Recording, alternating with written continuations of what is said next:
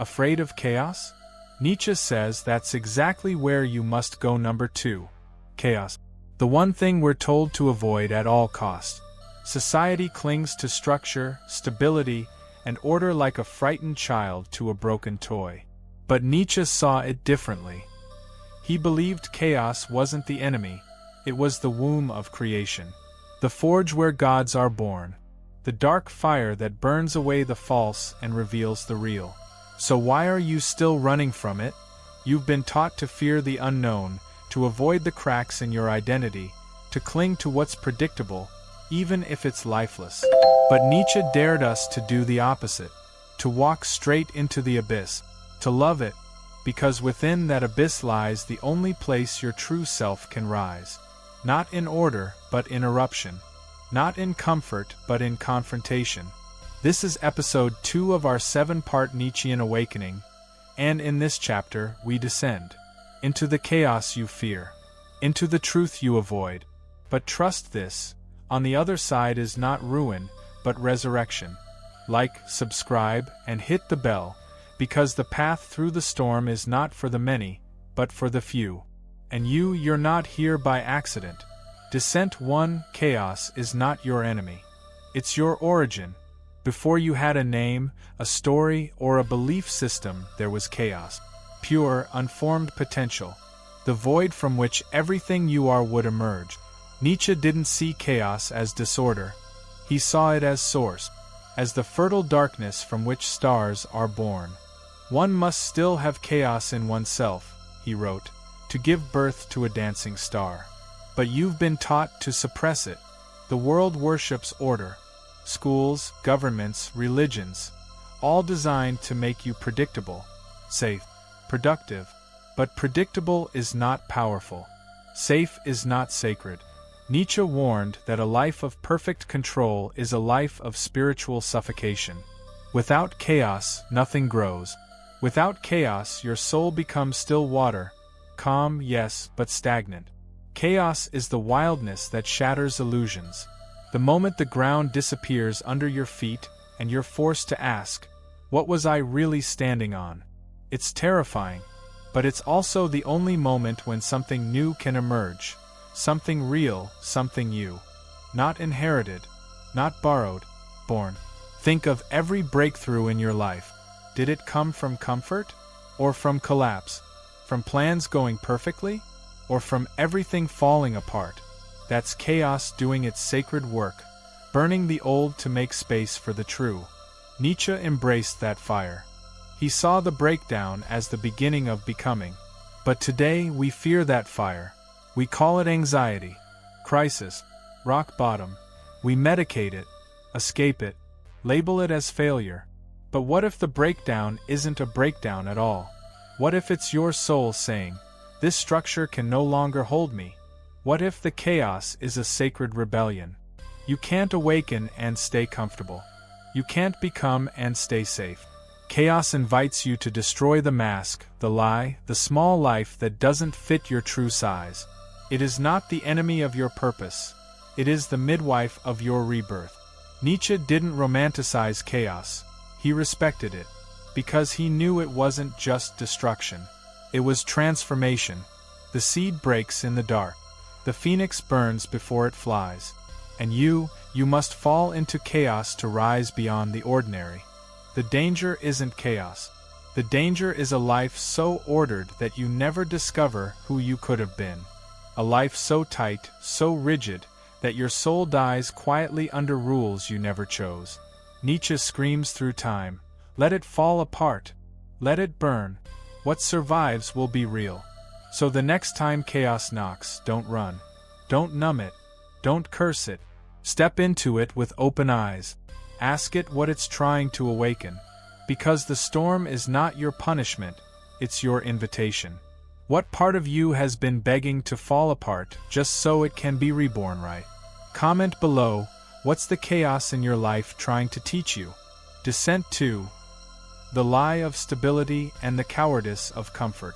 You've been sold a lie your whole life. That stability equals success. That if you can just hold it all together, your job, your relationships, your image, you've won.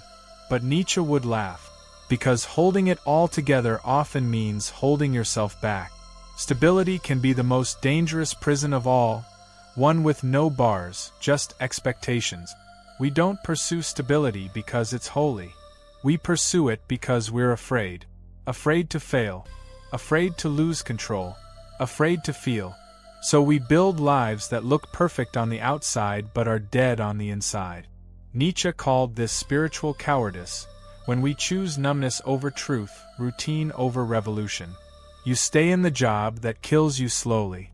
You stay in the relationship that keeps you small. You cling to the schedule that drains your soul. Why? Because it's stable. Because it's known. But known doesn't mean right. And safe doesn't mean sacred. Sometimes, the most courageous thing you can do is walk into the unknown with your soul on fire. Stability often requires sacrifice, not of comfort, but of growth. To maintain the life you have, you must suppress the life that's trying to be born. You must ignore the whispers of your instinct, the pull of your art, the cry of your deeper calling. Nietzsche's entire philosophy was a war cry against that suppression. True life isn't found in balance. It's found in risk, in expansion, in destruction and resurrection, in the refusal to trade your soul for predictability. Nietzsche didn't want you to be stable. He wanted you to be sovereign. And sovereignty requires chaos, the willingness to lose control so that you can take control of what truly matters. You weren't meant to be a cog in a well-oiled machine. You were meant to be a fire that forces the machine to break. Stability may make you comfortable, but it will never make you free. And until you break free, you will always feel a quiet grief, the mourning of the life you could have lived. Ask yourself, are you living or are you managing? Are you growing or just maintaining? Because life will give you signs, sickness, boredom, fatigue, rebellion, all whispering, this isn't it. But you won't hear them until you stop worshipping stability like a false god. Nietzsche didn't write to make you feel better. He wrote to awaken you.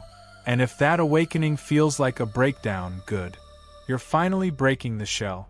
You're finally making space for something real to rise. Let the structures fall. Let the masks crack. Let the routines burn. What emerges from the ashes will not be tidy, but it will be true. And that truth is worth any storm. Let's open the fire together. What structure are you ready to destroy in your life? Tell me in the comments. Descent 3. Your identity is a cage built from fear. Who are you, really? Not your name. Not your job. Not your roles. Nietzsche would say that what you call identity is often just a cage, built from fear, shaped by others, and locked by your own hands. You were born wild, undefined, infinite. But then came the labels, the stories, the need to be someone, and with each step, the cage grew tighter. The tragedy is that most people think they are their cage. They cling to their labels. I'm this kind of person, I don't do that. That's just not me. But those are not truths. They are survival strategies. In Nietzsche's eyes, the true self is not a fixed point. It is a becoming. And becoming requires chaos. To grow, you must be willing to betray who you think you are. To contradict your past. To shatter your image. Nietzsche's life was a series of such betrayals, against tradition, against religion, against his own past ideas. He didn't seek consistency. He sought truth. And truth evolves.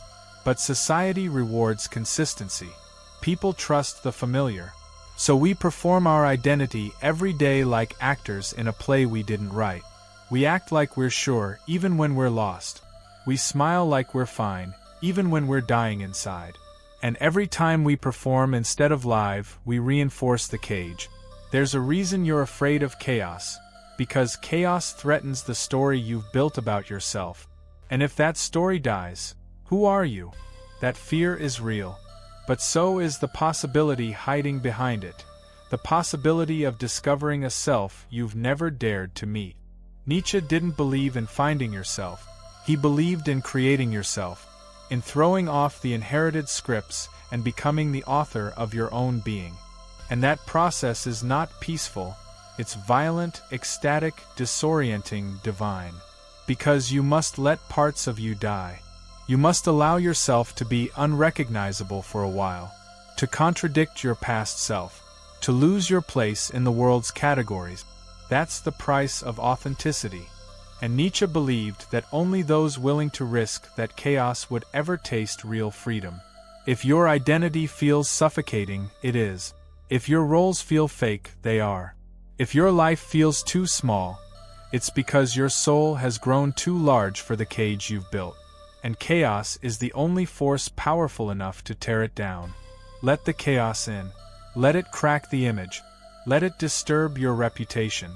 You were not meant to be admired. You were meant to become. Again and again, like a flame that refuses to burn the same way twice. Comment below, what label or identity are you finally ready to destroy? Descent 4. Creation demands destruction. We love the idea of creation, of becoming something more, something powerful, something whole.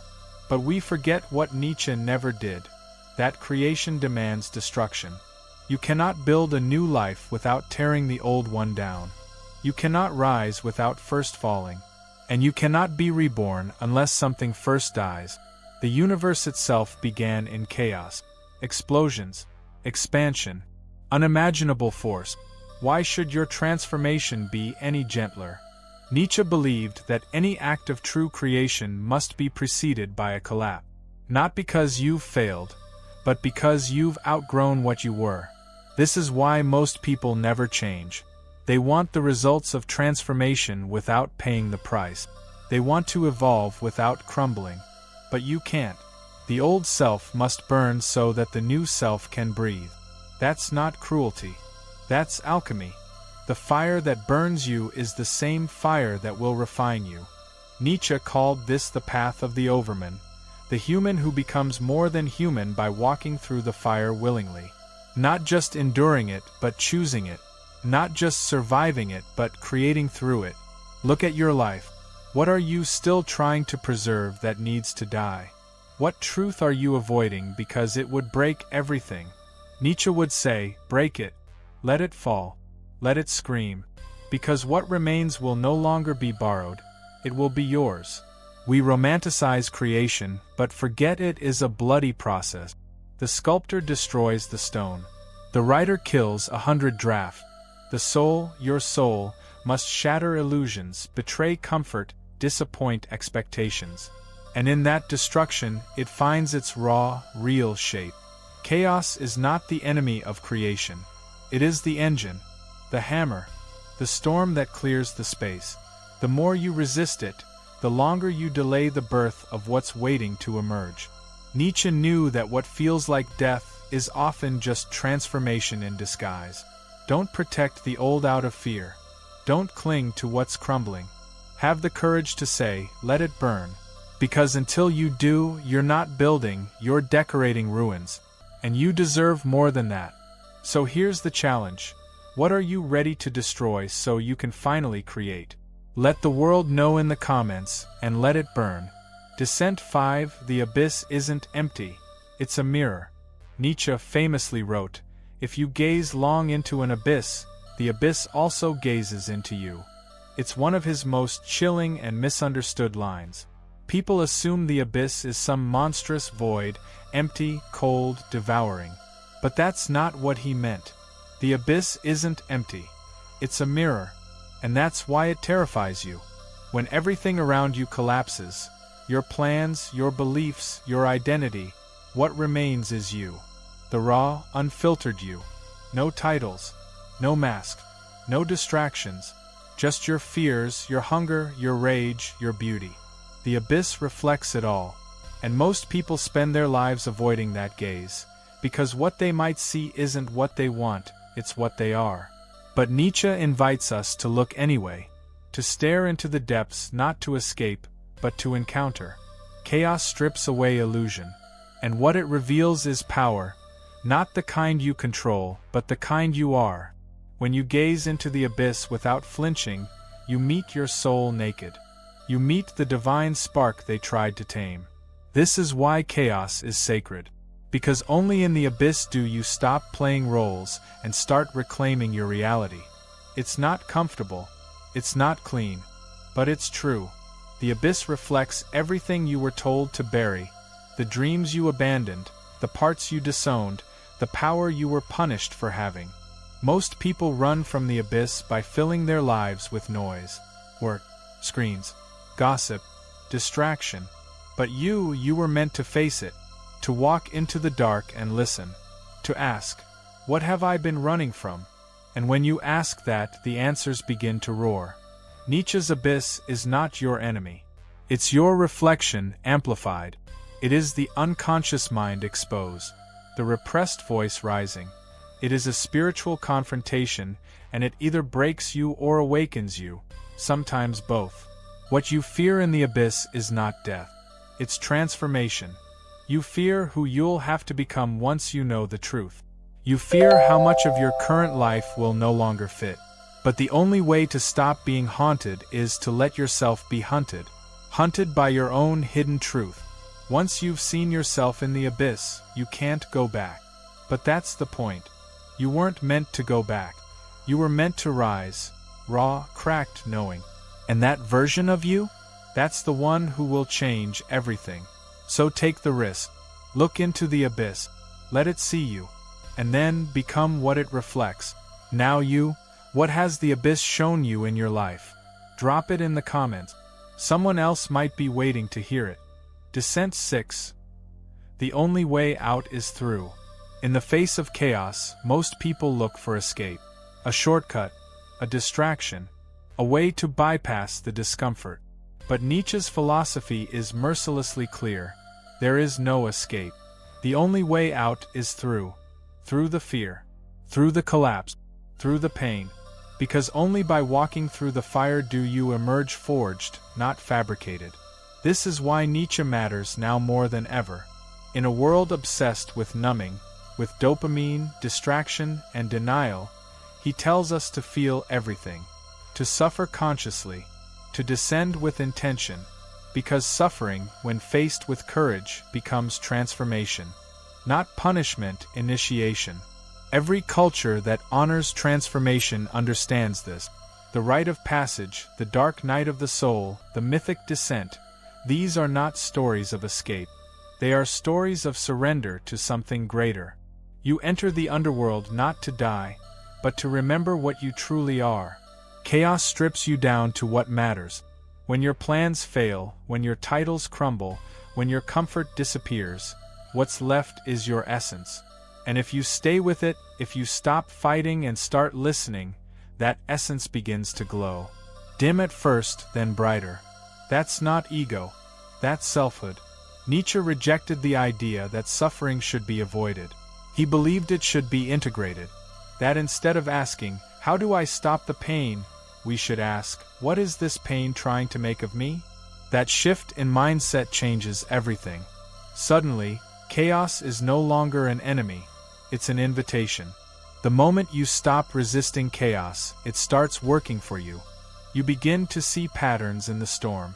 You begin to move with the fire, not against it. This is how the phoenix rises, not by fleeing the flame, but by becoming it.